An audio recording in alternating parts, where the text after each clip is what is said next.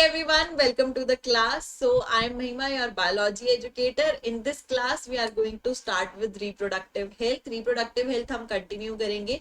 इसको हम पढ़ रहे थे ऑलरेडी, हमने कुछ टॉपिक्स जो है वो स्टडी करनी है. अब हम चलते हैं हमारे नेक्स्ट टॉपिक पे. इससे पहले जो बच्चे आज नए जुड़े हैं हमारे साथ, उनको मैं इंफॉर्मेशन दे देती हूँ कि हमारा एमर्स बैच जो है, एमर्स बैच ऑलरेडी ऑन गोइंग है. इसमें आपको फिजिक्स, केमिस्ट्री एंड बायोलॉजी यानी कि पीसीबी के बारे में पढ़ाया जा रहा है और काफी अच्छे प्राइसिंग पे है. बेसिकली 4499 जो है आपका प्राइस है. एंड आई थिंक अगर आप अच्छे एजुकेटर से या अच्छी गाइडेंस चाहते हो थ्रू आउट द जर्नी, तो आप क्या कर सकते हो, आप इसको एनरोल कर सकते हो, इस बैच में आ सकते हो. ठीक है, इसमें आपको कंप्लीट गाइडेंस दी जाएगी. आपका पूरा 12th के टाइम पीरियड में आपको प्रॉपरली हेल्प किया जाएगा, सपोर्ट किया जाएगा. विद योर डाउट्स, कोई भी डाउट्स हैं उनको कंप्लीटली सॉल्व किया जाएगा. विद टेस्ट, कंप्लीट टेस्ट होंगे, तो सब कुछ, बहुत सारे बेनिफिट्स जो है बेसिकली आपको मिलेंगे. ठीक है, तो चलते हैं हम हमारे चैप्टर पे. हम बात कर रहे थे बर्थ कंट्रोल मेथड. ठीक है, इससे पहले हमने पॉपुलेशन एक्सप्लोजन के बारे में भी पढ़ा था. ठीक है, पॉपुलेशन एक्सप्लोजन में आप जानते हो कि आपने स्टडी किया है कि day by day population increase हो रही है. अब अगर day by day population increase हो रही है तो उसको क्या करना पड़ेगा, कंट्रोल करना पड़ेगा. उसको आपको डेफिनेटली कंट्रोल करना होगा. तो उसके लिए क्या करेंगे, कुछ बर्थ कंट्रोल मेथड्स यूज करेंगे. बर्थ कंट्रोल मेथड्स ऐसे मेथड्स होते हैं जो कि क्या करते हैं, यूज्ड फॉर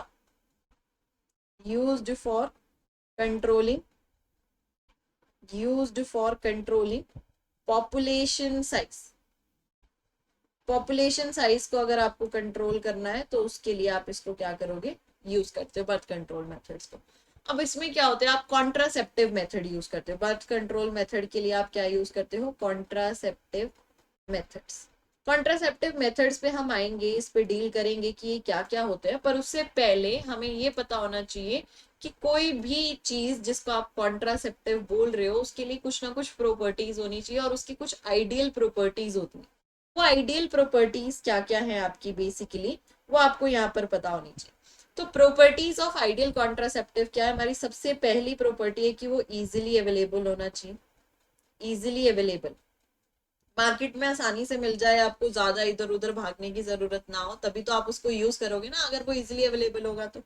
सेकंड, अगर इसको आपको क्या करना है, प्रेगनेंसी को प्रिवेंट करना है अल्टीमेटली, यानी कि पॉपुलेशन साइज को बढ़ाने से रोकना है, तो ड्यूरिंग सेक्सुअल इंटरकोर्स आप इसको यूज कर रहे हो तो वो ऐसा कॉन्ट्रासेप्टिव होना चाहिए जो कि कैसा हो, यूजर फ्रेंडली हो, ताकि कोई भी इंसान जो उसको यूज कर रहा है बेसिकली वो उसको बहुत आसानी से यूज कर ले. तो यूजर फ्रेंडली होना चाहिए, इफेक्टिव होना चाहिए, इफेक्टिव एंड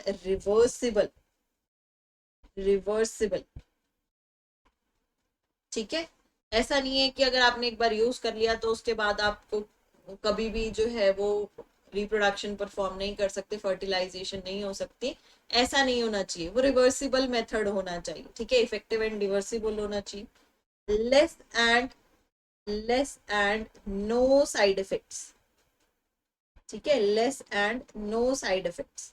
साइड इफेक्ट्स नहीं होने चाहिए बेसिकली इसके कोई. ठीक है, तो लेस या नो साइड इफेक्ट्स. फिफ्थ आपके पास क्या है, नॉन इंटरफेयरिंग होना चाहिए. नॉन इंटरफेयरिंग यहाँ पर क्या है, ड्यूरिंग सेक्सुअल इंटरकोर्स बेसिकली कोई ऐसा कॉन्ट्रासेप्टिव नहीं होना चाहिए जो सेक्सुअल डिजायर में या ड्राइव में जो है वो बेसिकली इंटरफेयर करे. तो नॉन इंटरफेयरिंग होना चाहिए with the sexual drive of user. ठीक है, तो ये कुछ आइडियल कॉन्ट्रासेप्टिव की प्रॉपर्टीज हैं. ये प्रॉपर्टीज बहुत ज्यादा इंपॉर्टेंट है, एग्जाम में पूछी जाती है. 110% इस पे से क्वेश्चन आता है कि आइडियल प्रॉपर्टीज क्या है कॉन्ट्रासेप्टिव की. ठीक है, तो आपको ये बहुत अच्छे से पता होनी चाहिए. देन हम स्टार्ट करते हैं, हमारे पास क्या क्या मेथड है, किस तरह से हम बर्थ को कंट्रोल कर सकते हैं. उसमें आपके पास कुछ चीजें आती हैं, कुछ मेथड्स आते हैं. देखो क्या क्या मेथड है. सबसे पहला मेथड है आपके पास नेचुरल मेथड. ठीक है, क्या है, नेचुरल मेथड, या फिर आप इसको और क्या बोल सकते हो बच्चों, ट्रेडिशनल मेथड. Traditional method.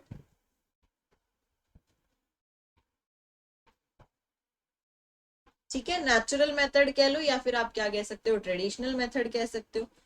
दूसरा क्या है कि आपका क्या है, बैरियर मेथड। दूसरा मेथड क्या है आपका, बैरियर मेथड। कुछ बैरियर्स की तरह आप बेसिकली क्या करोगे यहाँ पर अप्लाई करोगे, जिससे जो है वो रिप्रोडक्शन नहीं होगा, रिप्रोडक्शन स्टॉप हो जाएगा। तो एज अ बैरियर मेथड आप इसको क्या कर सकते हो, यूज कर सकते हो। ठीक है।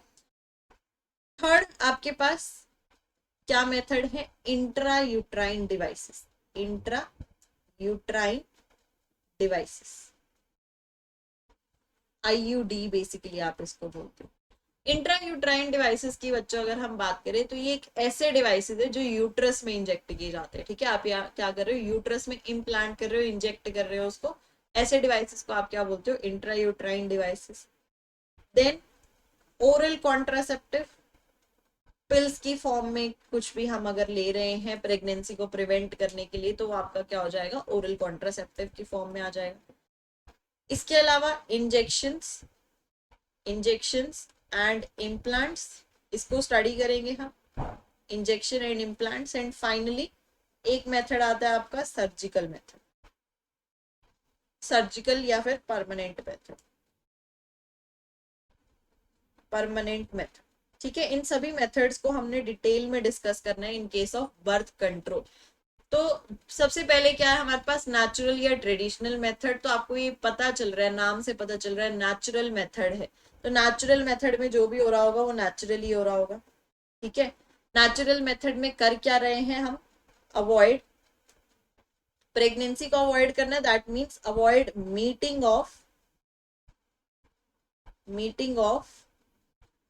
ओवम एंड स्पर्म, स्पर्मेटोजोआ और ओवम की मीटिंग को रोकना है। उनको रोकोगे पास में आने से तो उनका फ्यूजन नहीं होगा, फ्यूजन नहीं होगा तो फर्टिलाइजेशन नहीं होगा, फर्टिलाइजेशन नहीं होगा तो प्रेगनेंसी नहीं होगी बेसिकली। तो ये नेचुरल मेथड है आपका। ठीक है, नेचुरल मेथड में हमने फर्दर 3 मेथड पढ़ने हैं। सबसे पहला मेथड आता है हमारे पास पीरियोडिक एब्सिस्टेंस। ठीक है, क्या है आपके पास सबसे पहला मेथड, क्या है, पीरियोडिक एब्स्टिनेंस। ठीक है, पीरियोडिक एब्स्टिनेंस, पीरियोडिक एब्स्टिनेंस की अगर हम बात करें बच्चों, तो पीरियोडिक मतलब कुछ टाइम पीरियड की बात हो रही है। एब्स्टेनेंस मींस किसी चीज को एब्स्टेन करना, किसी चीज को रोकना। ठीक है, तो क्या होता है, आपने मेंस्ट्रुएशन साइकिल सबने पढ़ी है। अगर आपने ह्यूमन रिप्रोडक्शन वाली वीडियो नहीं देखी है तो देख लो, उसमें जाकर मेंस्ट्रुअल साइकिल के बारे में मैंने वहां पर आपको एक्सप्लेन किया है। आपको पता है कि मेंस्ट्रुअल साइकिल में डे 14 बेसिकली उस पे क्या होता है, ओव्यूलेशन होता है। ठीक है, तो एक हम टाइम पीरियड लगा के चलते हैं 10 to 17 डे। जो डे 10 to 17 डे होता है बेसिकली, उस टाइम पे चांसेस जो है वो क्या होते हैं, ओव्यूलेशन के होते हैं। उसी टाइम पीरियड के बीच में पॉसिबिलिटी है कि चांसेस होंगे कि ओव्यूलेशन हो सकता है। तो उस टाइम पीरियड में क्या करना है, क्वाइटस को अवॉइड करना है। ठीक है, तो पीरियोडिक एब्सटेनेंस एक ऐसा मेथड है बच्चों, एक ऐसा मेथड है जिस टाइम पे जो कपल है वो basically, method in which couple abstain, abstain या अवॉइड, ठीक है, avoid coitus, coitus from 10th to 17th day of menstrual cycle. ठीक है, मेंस्ट्रुअल साइकिल के 10th से 17th डे तक आपका क्या होगा, क्वाइटस को अवॉइड करना है। तो उससे क्या होगा, प्रेगनेंसी जो है वो कॉज नहीं होगी। पहला मेथड हो गया हमारा। दूसरा हमारे पास क्या है, इसको हम बोलते हैं क्वाइटस, क्वाइटस इंटरप्टस। ठीक है, क्वाइटस इंटरप्टस, या फिर आप और क्या बोल सकते हो, विड्रॉल, विड्रॉवल मेथड। ठीक है, ये भी अब आपको नाम से क्लियर हो रहा होगा, विड्रॉल मेथड, विड्रॉल से समझ आ रहा होगा बेसिकली। तो during coitus before ejaculation of spermatozoa, अभी स्पर्मेटोजोआ रिलीज नहीं हुए हैं, उससे पहले ही जो मेल पार्टनर है, मेल पार्टनर क्या कर लेगा, अपना जो कॉप्युलेटरी ऑर्गन है दैट इज पेनिस, उसको वेजाइना से रिमूव कर लेगा। ठीक है, क्या कर रहा है, मेल पार्टनर जो है वो पेनिस को वेजाइना से रिमूव कर लेगा before ejaculation of sperms, sperms release होने से पहले पेनिस को निकाल लेगा। This is called coitus interruptus. ठीक है, तो क्या लिखोगे, method, method in which male partner male partner withdrawal, male partner withdrawal his penis from vagina before ejaculation. ठीक है, इजेक्यूलेशन से पहले ही वो क्या कर लेंगे, पेनिस को रिमूव कर लेंगे. This is called coitus interruptus. Third method क्या आता है हमारा, नेचुरल या ट्रेडिशनल के अंदर ही, दैट इज लैक्टेशनल एमनियोरी. ठीक है, इस मेथड में क्या होता है बच्चों, अब ये एक ऐसा टाइम पीरियड है जिस टाइम पे मदर जो है वो अपने लैक्टेशन पीरियड पे होती है, मतलब मदर जो है वो क्या कर रही है, मिल्क का प्रोडक्शन कर रही है. तो जिस टाइम पीरियड पे जितने भी डे मंथ्स के लिए बेसिकली मदर जो है वो मिल्क का प्रोडक्शन कर रही है और मिल्क का फीडिंग कर रही है बेसिकली, उस टाइम पे मेंस्ट्रुएशन नहीं होती. ठीक है, ये आफ्टर प्रेगनेंसी एक प्रोसेस होता है जिस टाइम पे मदर जो है वो फीड कर रही होती है और उस टाइम पीरियड में मेंस्ट्रुएशन जो है वो नहीं होती है. अगर मेंस्ट्रुएशन नहीं है बच्चों तो तुम्हें पता है कि ओव्यूलेशन नहीं होगा, पढ़ के आए हो ये तुम बात. ठीक है, अगर मेंस्ट्रुएशन नहीं है तो ओव्यूलेशन नहीं होगा, ओव्यूलेशन नहीं होगा तो ओवम नहीं आएगा, ओवम नहीं आएगा तो स्पर्म कहाँ जाकर फ्यूज करेगा, कहीं नहीं फ्यूज कर सकता. ठीक है, तो सिंपली फर्टिलाइजेशन नहीं होगा. तो लैक्टेशनल एमनियोरी जो एक ऐसा पीरियड है लैक्टेशन का जिसमें मेंस्ट्रुएशन नहीं होती है, मेंस्ट्रुएशन नहीं है तो ओव्यूलेशन नहीं है, ओव्यूलेशन नहीं है तो फर्टिलाइजेशन नहीं है. बड़ी सिंपल सी बात है. ठीक है, तो लैक्टेशनल एमनियोरिया में क्या हो रहा है, during the period of lactation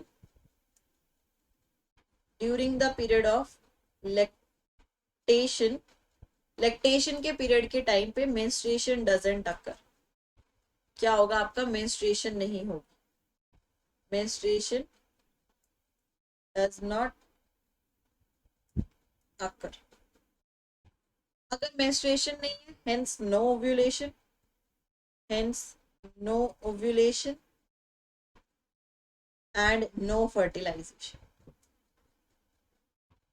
no fertilisation, fertilisation भी जो है वो आपका परफॉर्म नहीं हो.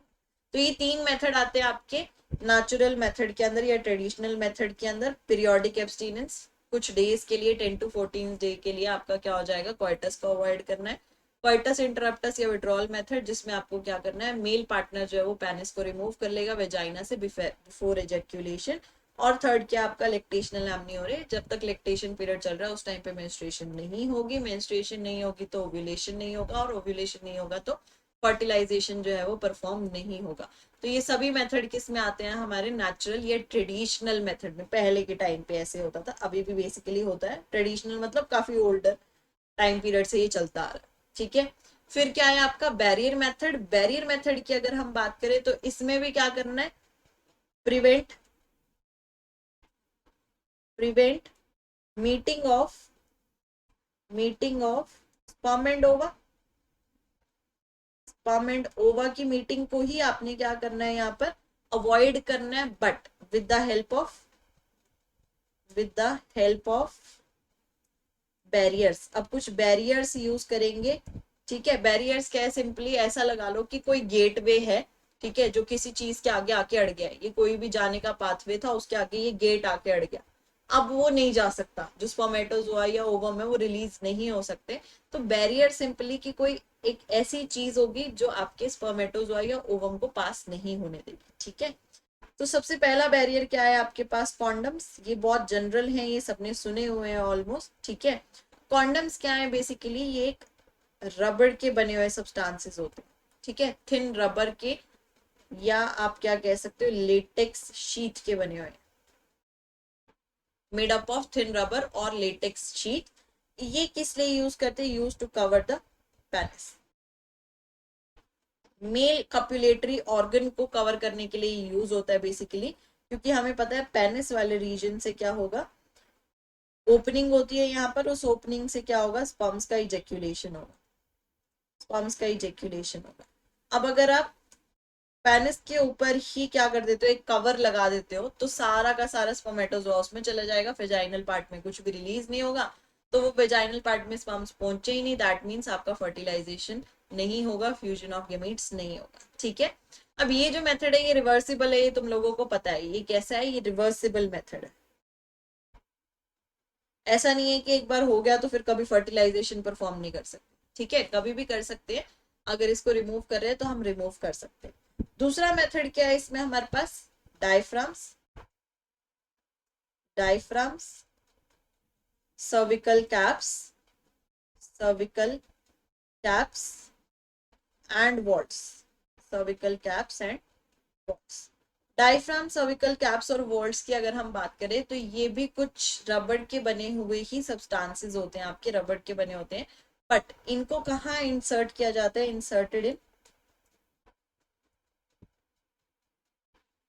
Inserted in female reproductive part, female reproductive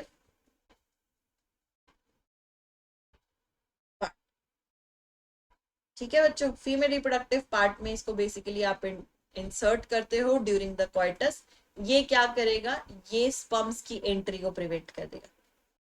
इसका काम क्या होगा, prevent the entry of sperm. Ovum को आने से नहीं रोक रहा है, किसको आने से रोक रहा है, स्पर्म्स को आने से रोक रहा है। Prevent the entry of sperms. ठीक है, अगर स्पर्म्स नहीं आएंगे तो अगेन फर्टिलाइजेशन नहीं होगी, फ्यूजन नहीं होगा, प्रेगनेंसी कॉज नहीं होगा, पॉपुलेशन साइज नहीं बढ़ेगा। ठीक है ना, सिंपल है। दे आर रीयूजेबल, ये बहुत इंपॉर्टेंट है। ये कैसे हैं, ये आपके रीयूजेबल, ऐसा नहीं है वन टाइम यूज है, इनको आप दोबारा भी यूज कर सकते हो। तो ये आपके रीयूजेबल सब्सटेंसेस। ठीक है, देन हमारे पास थर्ड क्या आता है, स्पर्मिसाइडल क्रीम्स,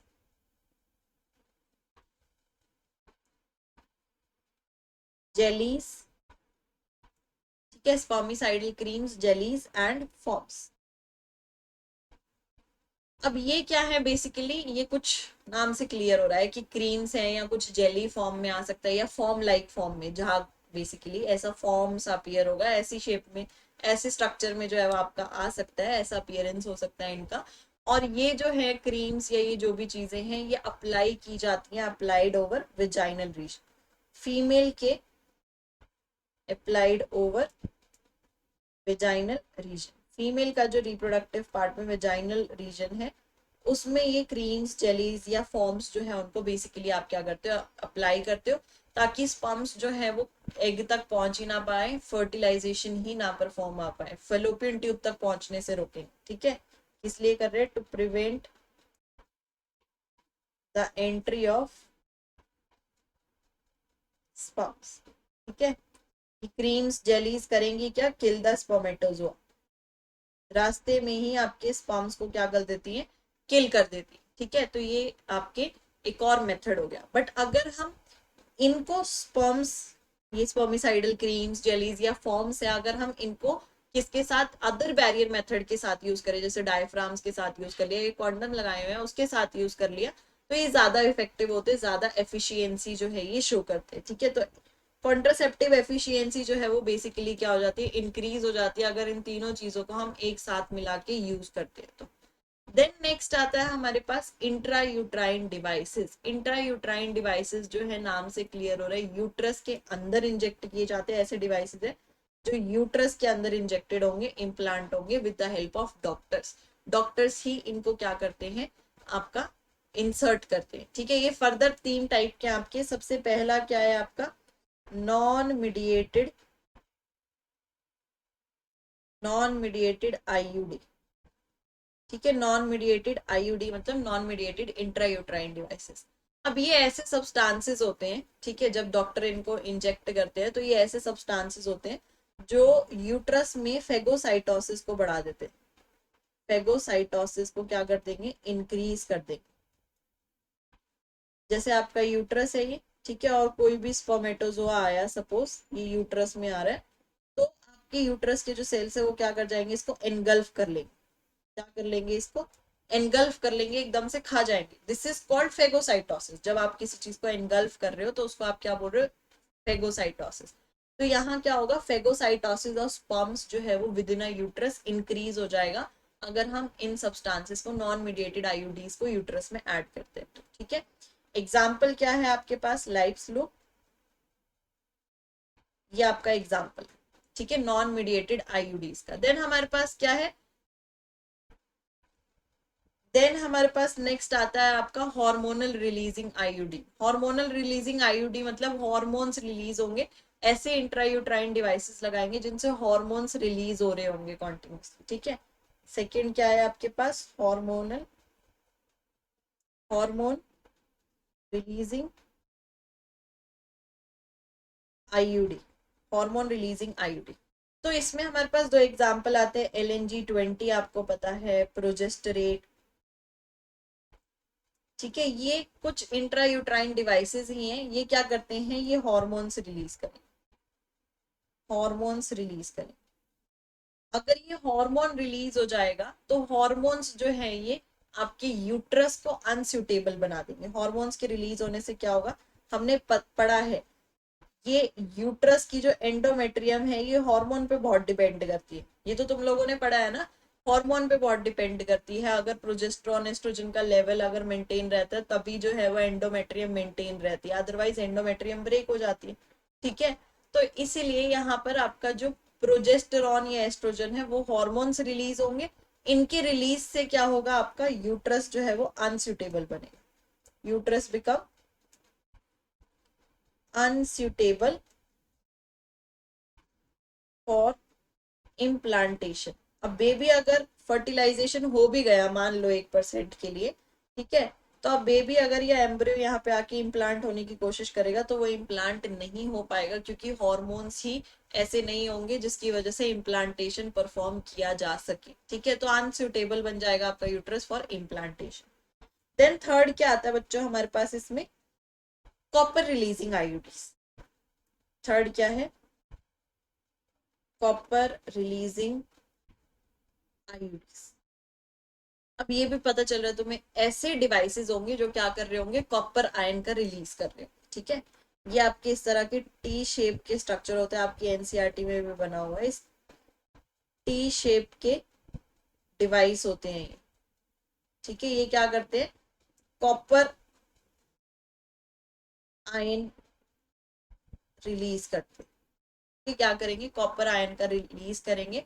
कॉपर आयन के रिलीज की वजह से क्या होता है बच्चों, स्पर्म्स की, जो स्पर्म्स है, स्पर्म्स के पास टेल होती है और बड़ी स्पीड में भागते हैं, टेल की वजह से उसकी काफी अच्छी मोटिलिटी हो जाती है।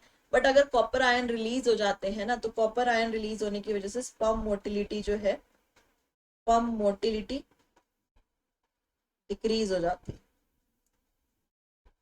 ठीक है, स्पर्म मोटिलिटी क्या हो जाएगी, डिक्रीज हो जाएगी।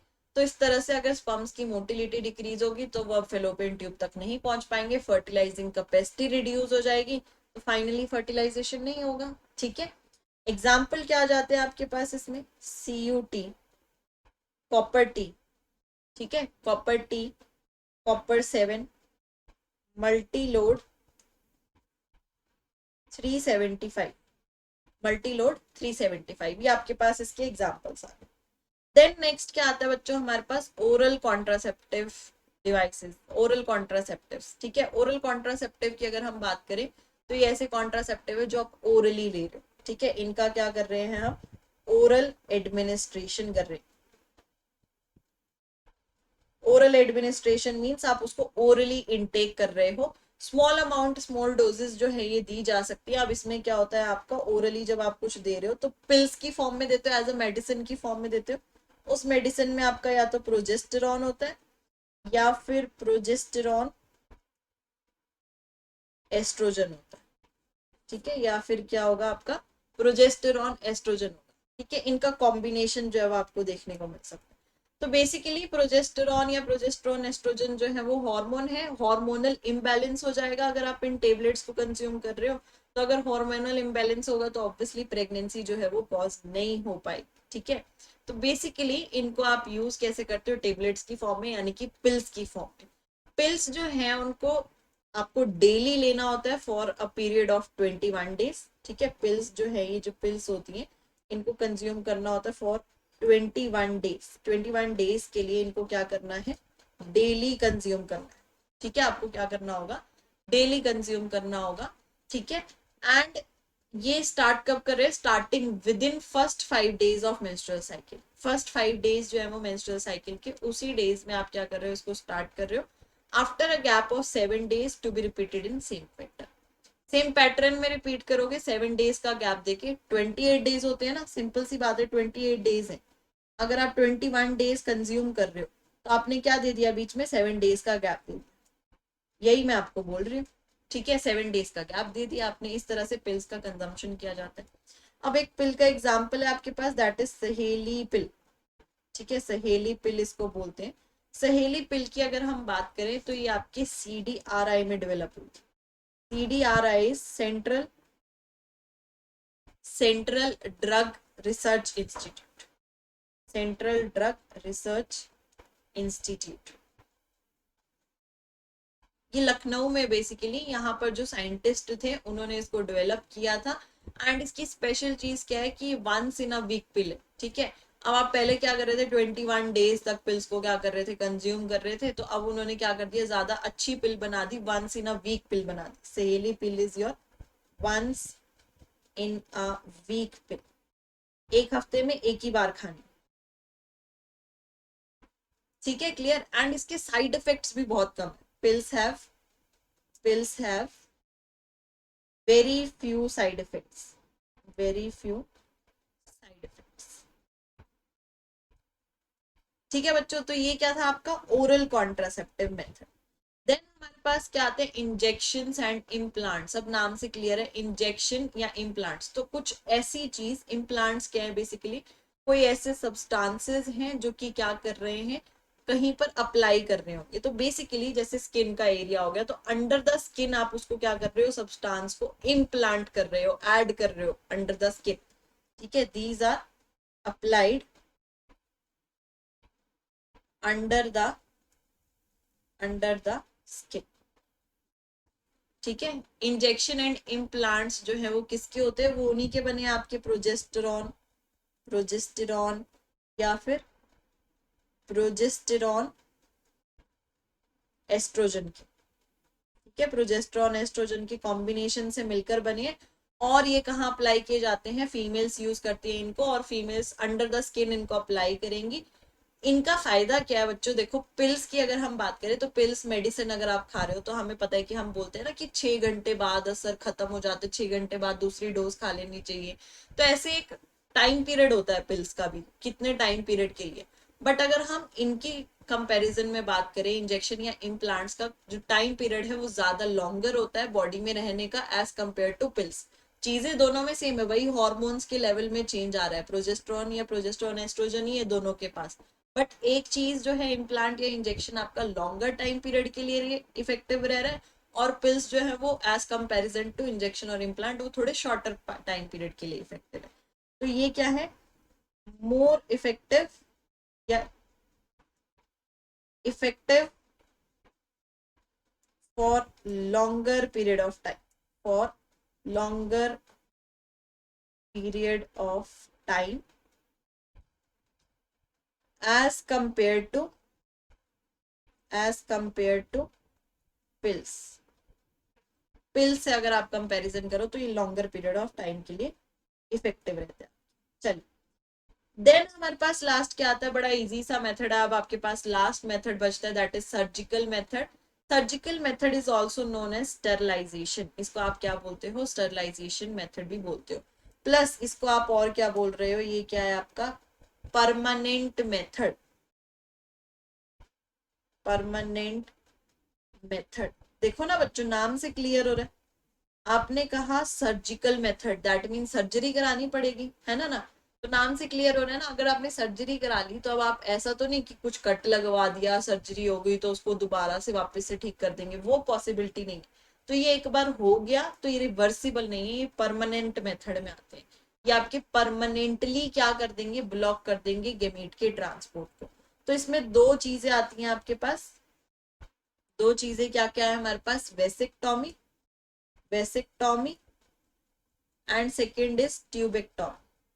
वेसिक्टोमी एंड ट्यूबेक्टोमी। वेसिक्टोमी की अगर बच्चों हम बात करें तो ये किस में देखने को मिलता है, in case of males.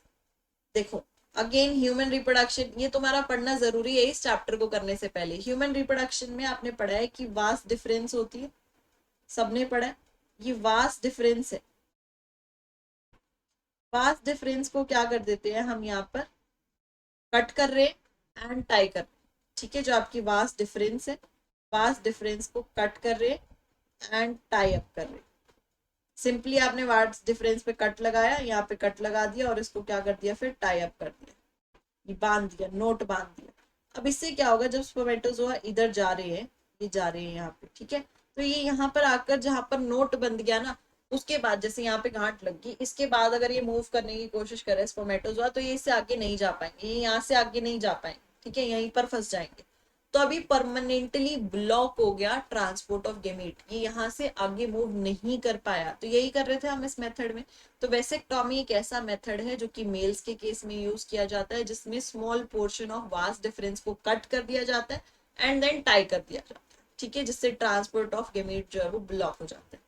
Tubectomy, ये भी नाम से पता चल रहा है, वेसेक्टॉमी आया तो वास्ट डिफरेंस, और वास्ट डिफरेंस किसके पास है, मेल्स के पास। ट्यूबेक्टॉमी में ट्यूब है तो फेलोपियन ट्यूब की बात हो रही है, और फेलोपियन ट्यूब किसके पास है, फीमेल्स के पास। तो ये किस में देखने को मिलेगा, इन फीमेल्स, किस में करोगे, ये फीमेल्स। तो यहाँ हम क्या करते हैं, जो आपकी फेलोपियन ट्यूब है, ये यूट्रस हो गया, ठीक है, ये फेलोपियन ट्यूब हो, फेलोपियन ट्यूब में कट लगाएंगे, कट लगा के उसको हम क्या कर देते हैं, टाई अप कर देते हैं। ये सिंपली आपने क्या कर दिया, cut and tie, cut and tie. तो इससे क्या होगा, जो कि यहाँ पे ओवरी में आपका ओवम बना होगा, ये ओवम बना, ये यहाँ से तो यहाँ मूव कर गया, बट इससे आगे नहीं मूव कर पाएगा। एंड अगर मूव नहीं कर पा रहा है तो यहाँ पे स्पर्मेटोजोआ भी सपोज करो आ रहा है, तो ये स्पर्मेटोजोआ भी इससे आगे नहीं जा पाएगा। तो ये स्पर्मेटोजोआ आगे मूव नहीं कर पाएगा तो फ्यूजन नहीं होगा, फ्यूजन नहीं होगा तो फर्टिलाइजेशन नहीं होगा, हेंस फर्टिलाइजेशन नहीं हुआ तो प्रेगनेंसी कॉज नहीं हो रही है, और पॉपुलेशन साइज भी कंट्रोल हो रहा है। तो बर्थ कंट्रोल का तो मेन मोटिव तो यही था ना, कि आपको क्या करना है, पॉपुलेशन साइज को कंट्रोल कर रहा है। तो इन सभी केसेस में हमने क्या देखा कि पॉपुलेशन साइज आपका क्या हो रहा है, कंट्रोल हो रहा है। तो बर्थ कंट्रोल यहीं पर हमारा खत्म होता है। काफी इजी से टॉपिक थे, इसको आप अच्छे से पढ़ लो एक बार, अच्छे से जब देखोगे ना कि टॉपिक का मतलब क्या है, तो आपको बिल्कुल क्लियरली समझ आ जाएगा। वर्ड के मतलब को समझो, मैंने हमेशा यही बोला है कि अपने वर्ड्स को तोड़ तोड़ के समझो कि क्या इंडिकेट कर रहे हैं वो, आपको क्लियरली समझ आएगा कि वो क्या बताना चाह रहा है, ठीक है। अब एक इम्पॉर्टेंट इन्फॉर्मेशन भी दे देती हूँ कि अगर आप सब्सक्रिप्शन लेना चाहते हो तो सब्सक्रिप्शन पे ये अनअकैडमी ने ऑफर एक्सटेंड कर दिया है। ऑफर क्या कर दिया गया है, एक्सटेंड कर दिया गया है। फ्लैट 25 का फ्लैट चल रहा था, ये ऑफर मिल रहा था आपको, इसको एक्सटेंड कर दिया गया। अब आप इसको अवेल कर सकते हो, 30 अप्रैल तक आपका लास्ट डेट है। आपको क्या करना है, जस्ट मेरा कोड यूज करना है, MAHIMA महिमा, ठीक है। इस कोड को अप्लाई करते ही आपको ऑफर जो है वो अवेल हो जाएगा, आपको 25% डिस्काउंट मिल जाएगा। जो भी सब्सक्रिप्शन का प्राइस चल रहा है 11249, तो ये आपको डिस्काउंट मिलके कितना सेव कर रहे हो आप, 3749 सेव कर रहे हो, ठीक है। ये 12 मंथ्स के लिए, सेम फॉर 24 मंथ आपका इस तरह से जो डिस्काउंट है वो लगता रहेगा, ठीक है। देन 33% भी आप क्या कर रहे हो, सेव कर रहे हो सीबीएसई की सब्सक्रिप्शन में अप टू 30 अप्रैल, ठीक है। कितना सेव कर रहे हो आप, 33%। प्राइस हाइक होने से पहले मैं आप लोगों को एडवाइस दूंगी कि अगर आप सोच रहे हो सब्सक्रिप्शन लेने का तो आप पहले ही सब्सक्रिप्शन ले लो, क्योंकि प्राइस जो है वो 1 मई ऑनवर्ड से हाइक अप हो जाएंगे। ये जो है आपके प्राइस पहुंच जाएंगे 16999 फॉर प्लस सब्सक्रिप्शन। ऑलरेडी मैं बता चुकी हूँ प्लस सब्सक्रिप्शन का फायदा क्या है, कि आपको एक अच्छे से डाउट क्लियरिंग सेशंस मिल जाते हैं, आप मेरे से बात कर सकते हो, मैं आपकी डाउट सॉल्व कर सकती हूँ। तो काफी ज्यादा बेनिफिट्स जो है वो आपको देखने को मिल सकते हैं। तो अभी का प्राइस क्या है, 14,999, ठीक है। डिस्काउंट के बाद आपको कितना पड़ रहा है वो, 11,249, ठीक है। तो 33% अराउंड आप क्या कर रहे हो, सेव कर रहे हो प्लस एंड आइकॉनिक सब्सक्रिप्शन पर। जस्ट आपको क्या करना है, कोड को अप्लाई करना है, MAHIMA महिमा, इसको अप्लाई करके आप 33% तक सेव कर सकते हो। चलिए, क्लियर है बच्चों, ठीक है। तो फटाफट से एनरोल कर लो, जुड़ जाओ एमर्स बैच में भी। प्लस का सब्सक्रिप्शन लेकर, आइकॉनिक का सब्सक्रिप्शन लेकर आप जो है वो डाउट्स क्लियरिंग सेशन जो है वो बहुत अच्छे से अटेंड कर सकते हो, मेरे साथ पर्सनली बात कर सकते हो, तो बहुत सारे फीचर्स आपको देखने के लिए मिलेंगे। अब तब तक के लिए पढ़ाई करो, मिलते हैं हम नेक्स्ट क्लास में रिप्रोडक्टिव हेल्थ के चैप्टर के साथ ही। Take care, bye bye, good night everyone.